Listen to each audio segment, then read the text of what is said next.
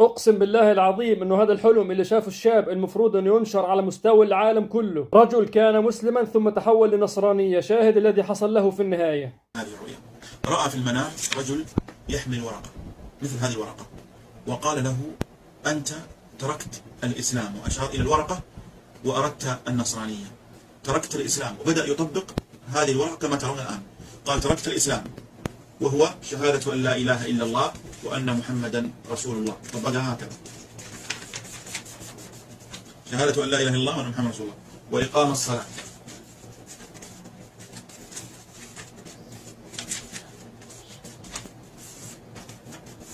وإيتاء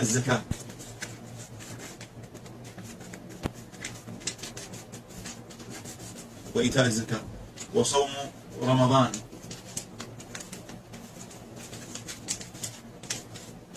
وحج البيت.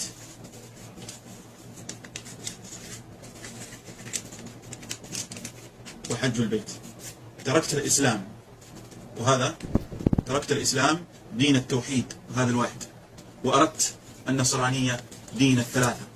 وبدأ يفك هذا الورقة هكذا: ثلاثة، وأردت الثلاثة، فمصيرك هو. وبدأ يقطع الورقة، هو هذا.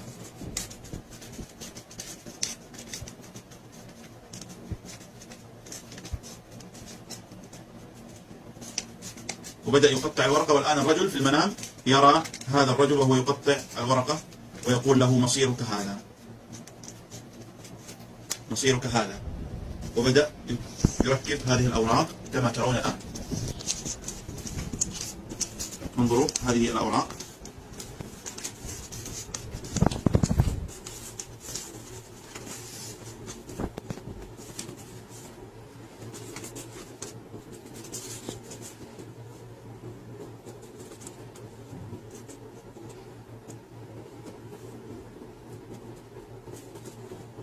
مصيرك هذا، وهو هل أي الجحيم.